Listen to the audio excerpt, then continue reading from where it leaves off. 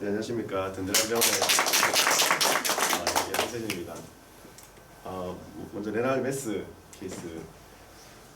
그 32세 여자 환자분이시고 OTPT가 오르고 소화불량감으로 복부 초음파를 위해서 내원한 환자분입니다. 그래서 사실 신장을 볼 때는 아무 생각 없이 항상 봤었었는데 저 다음 보도록 저 롱엑시스로 보고 숏엑시스로 봤습니다.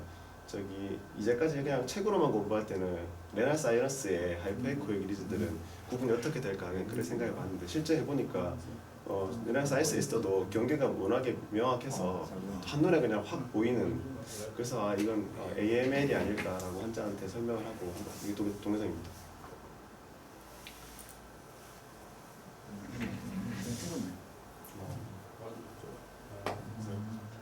메스만 위주로 해서 사진을 동영상을 더 찍어봤습니다. 그래서 저 CT를 찍어보았고 CT상에서는 그 펫 그게 에투네이션이 딱 확인이 돼서 AML로 얘기하고 저기 일단 뭐 팔로우 하는 걸로 진행했던 환자분입니다. 이거는 저기 저 선생님들한테 좀 그 조언을 구하고 싶은 케이스 올린 케이스인데요. 이분은 56세 그 여자 환자분이시고 건강검진 차원에서 초음파를 했습니다. 초음파에서 레날 시스트가 있고 중간에 경막들이 이렇게 있습니다. 그래서 이것을 보스니아 클래시피케이션을 하면 물론 그게 CT 베이스겠지만은 소노에서 하면 이걸 2로 봐야 되는가 아니면 2F로 봐야 되는가 그걸 고민했는데, 이것만 그 다음 사진에 보면 조금 더 경막의 개수가 좀 더 많은 것 같고 조금 더 어떻게 보면 좀 두꺼운 느낌도 좀 있어 보입니다. 그리고 이렇게 또 경막이 여러 개로 이렇게 돼 있어서 이걸 2F로 보느냐 아니면 3로 보느냐 이런 것들이 좀 궁금했습니다. 이게 교과서를 보고 이것저것 찾아보고 해도 아주 명확하게 뭔가 얘기한다기보다 그 경막의 개수가 많거나 아니면 조금 두껍거나 CT 찍었을 때 인핸스가 되면은 뭐 3로 보고 경막이 한두 개가 있으면 2로 보고 그 사이를 2F로 한다고 하는데 원장님 생각 어떠신지 좀 답을 주실 수 있는 분인지 모르겠습니다. 이분은 CT는 찍진 않았습니다. 적어도 2F는 봐야 될 것 같은데 인핸스는 모르니까, 그죠? 그런데 이제 2라고 보려면 섹테이션이 있어도 헤어리 씬 아주 날씬하게 그냥 경막만 있어야지 한 2 정도를 볼 수 있지. 지금 봐서는 좀 두께가 아까 사진에도 좀 두께가 있고 지금은 조금 칼시피케이션 비슷하게 조금 진한 두께가 있어서 너무 언더 에스티메이션 하기에는 조금 부담스러운 케이스일 것 같은데, 혹시 3로 볼 수는 없는지 3로 보는 거랑 2F로 보는 거랑 제가 환자분을 대하는 설명이 달라져야 돼서 3로 UF3는 감별은 CT 말고나 할 수 없고 인핸스 패턴을 봐야 되거든요. 그러니까 월 자체가 두꺼워지는 septum이 두꺼워지는데 인핸스가 돼야지 3거든요. 그냥 두꺼워지기만 해서는 1mm 두꺼워지는 이상 거지. 그게 인핸스가 되는지 안 되는지 알 수 없잖아요. 그럼 이런 경우에는 CT를 반드시 항상 책으로만 공부하다가 실제로 봤을 때 원장님들 뭘 중요시 포커스를 보시는가 궁금했습니다. 그래서 저 준비를 해봤습니다. 그래서 이 초음파 교실 이제 작년 10월부터 제가 이제 초음파를 제대로 이제 한번 케이스를 많이 겪어보면서 리버도 보고 담도도 케이스를 많이 모아봤고 췌장 강의하면서 췌장 케이스 많이 모았는데요. 이번에 대전 강의에서 저 신장과 비뇨기계 그리고 저 카로티드하고 사이로이드를 준비를 하면서 이제 준비를 하는 과정 중에 환자가 오니까 굉장히 관심 있게 보게 됐습니다. 그 전에는 그냥 봤는데 이분은 저기 32세 남자 환자분이시고 갑작스럽게 생긴 팔페블 메스와 텐더니스를 포함한 팔페블 메스로 왔습니다. 그래서 실제 넥손을 해보니까 림프노드로 생각되는 라운드한 메스였고 또 플로에서 하일룸으로 생각되는 부분이 있고 또 플로에 띄워보니까 좀 하일룸 방향으로 또 플로가 뜨는 저 림프노드로 보여서 이거 리액티브의 가능성이 많다 이렇게 환자분 하고 일주일 팔로우 했습니다. 일주일 뒤에 지금은 일주일 만에 딱 사그라 들어서 리액티브였다 이렇게 판단했던 게 있습니다. 그 다음 환자분은 갑자기 자기가 목을 만졌는데 이것도 50대 여자분이셨는데 갑자기 목을 만졌는데 뭔가 만져진다 그래서 온 환자분이었고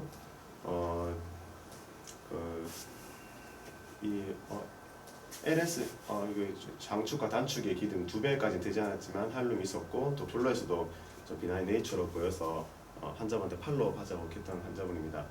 림프노드도 강의를 좀 준비를 하면서 이제 우리 이제 카로티드 하다가 이제 정상 환자의 정상 림프노드를 이제 많이 좀 긁어보기 시작했는데요.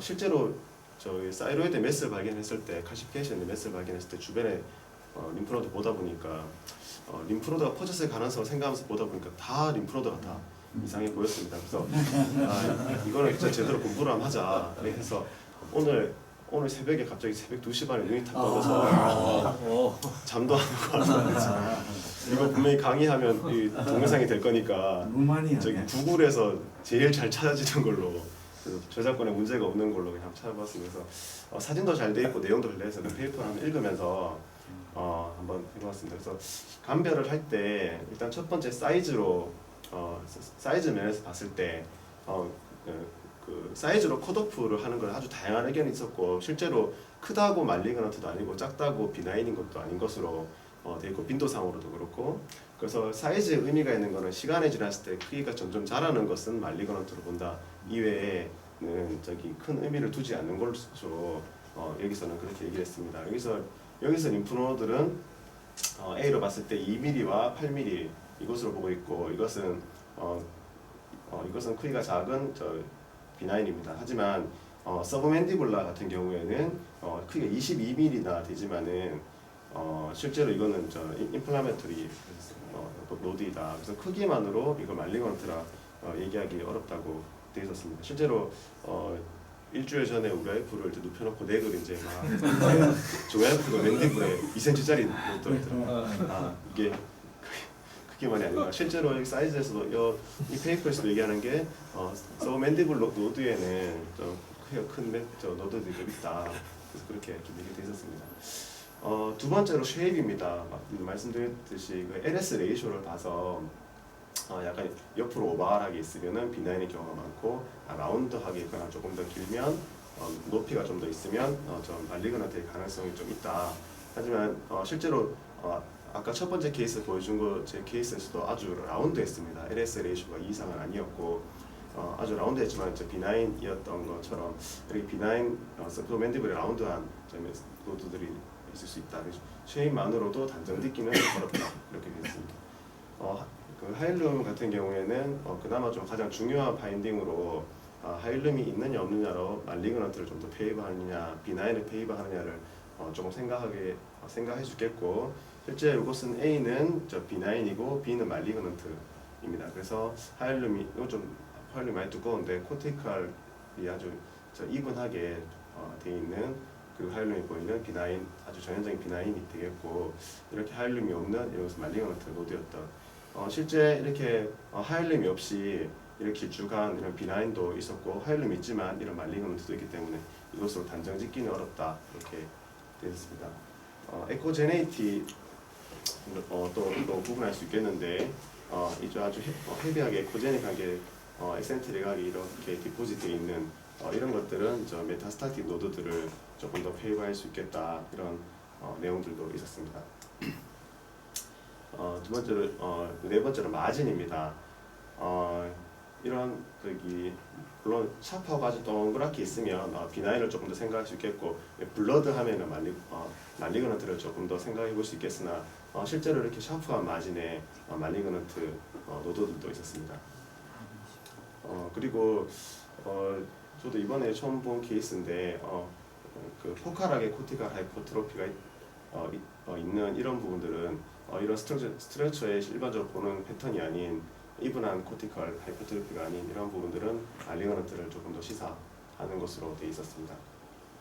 그리고 인트라노달 네크로시스가 있으면 그리고 굉장히 헤테로지너스하면 누구나 말리그넌트를 좀 의심해 볼 수 있을 것 같습니다. 이것도 마찬가지 성경하겠습니다.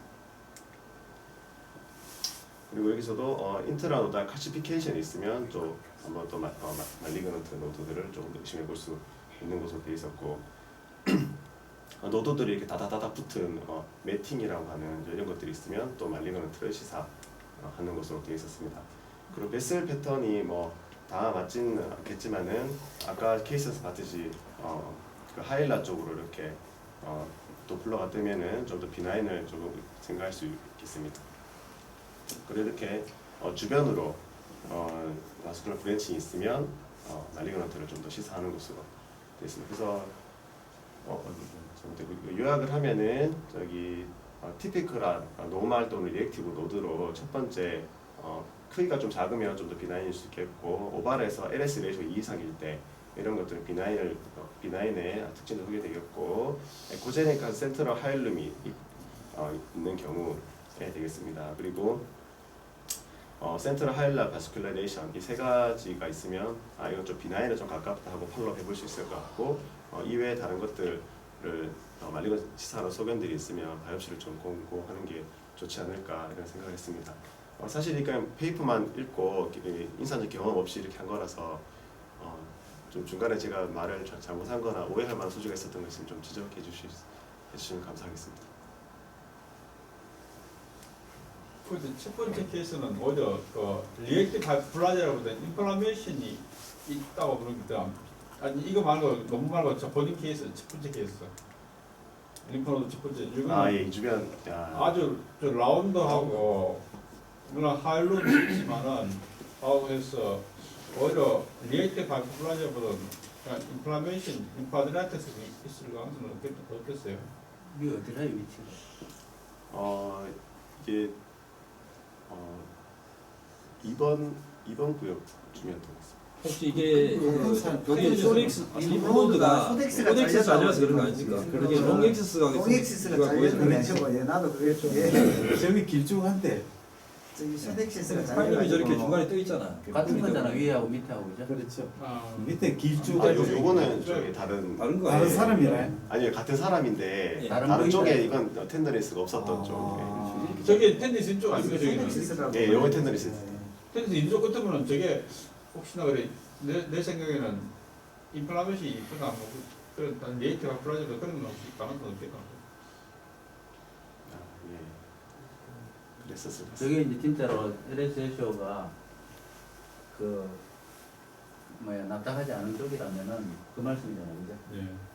그래 그 단수 잘린 게 저게 아니고 그냥 한 실제로 플레이드로 트랜스버스로 잘랐는지 롱으로 잘랐는지 모르겠는데 이게 한 플레이로 잘라서 봐서 그렇지 모르겠는데 혹시 방향을 달려서 봤었으면은 이게 오바란지 아니면 진짜 라운드인지 구분할 수도 있어요. 길쭉이 연결 안 됐기 때문에 쇼덱스로 잘리는 쇼덱스가 거예요. 이제 지금부터 오는 환자들은 제가 이렇게 막 좀 돌려보고 있는데 네. 왜냐면 하일룸이 안 보이니까 이게 왜 비나인인 같은데 왜 그렇지? 막 돌려보니까 하일룸이 그렇죠. 좀 전에 했던 케이스라서. 이건 길쭉가 이래 쌀알 비슷하 이래 나오죠. 저게 마진이 선명한 게 노말이 아니고 원래는 좀 덜 선명한 게 노말이라고 책에는 되어 있어요.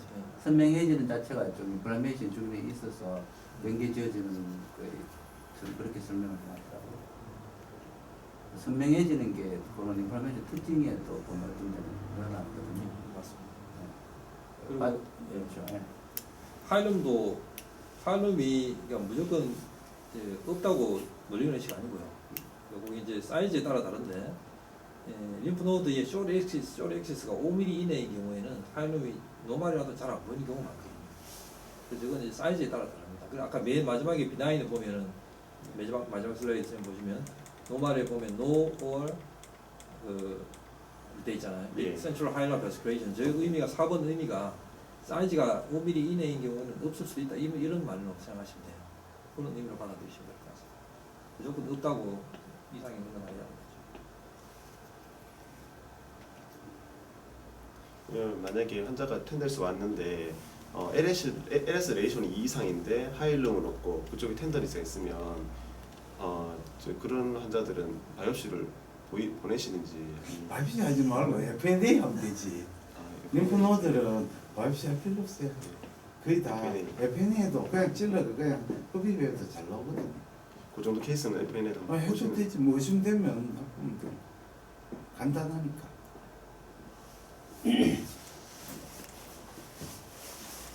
이거는 저기 그냥 초음파 하나 더 케이스 할 일이 있을까 해서 했습니다.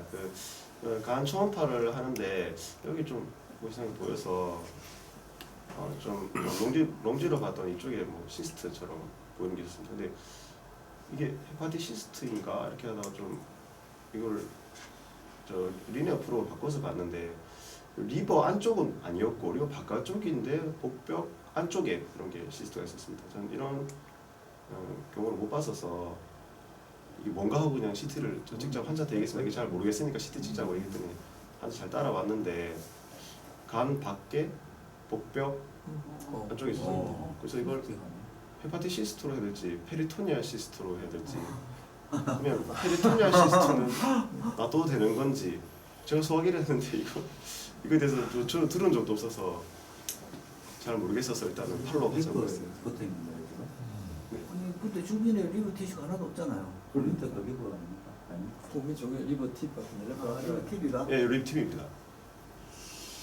리버 시스트라고 보기는 너무 바깥쪽에 있잖아요. 예, 페리토니알 시스트로 봐야 되는 건지 해서 뭐 저런 게 있나요? 지금 수술하다 만나면 그냥 터잡고 맙니다. 별도의 시스템 맞지? 저런 거 한 번씩 이거나 페리토니얼 시스템인가? 저는 그래 들었습니다. 저게 사이즈가 훨씬 작은 것도 있거든요. 페리토니얼 시스템. 저거는 좀 큰 거 같은데 작은 거 만나면 그냥 찢어버리고 말. 저는 과하게 생각했어요. 페리토니얼 생긴 시스템인가? 그러니까 이게 그 인트라페리토니얼 팻 티슈에 이렇게 주렁주렁 달려가지고 좀 보면은 처음에는 보면 예쁘게 이렇게 꼭 구슬처럼 그렇게 보입니다. 괜찮더라 이 생긴. 인프레메이션 관계없이 관계없이 그냥 수술하다 보면 우연히 만나는 속입니다. 클리어하게 나옵니까? 예, 톡 터뜨리면은 그냥 말간물 그냥 싹 나오고 없어져 버려요. 네, 많이 배웠습니다. 감사합니다. 진짜. 열심히 합니다. 정말 열심히. 네, 끝부분. 또 파티할 분.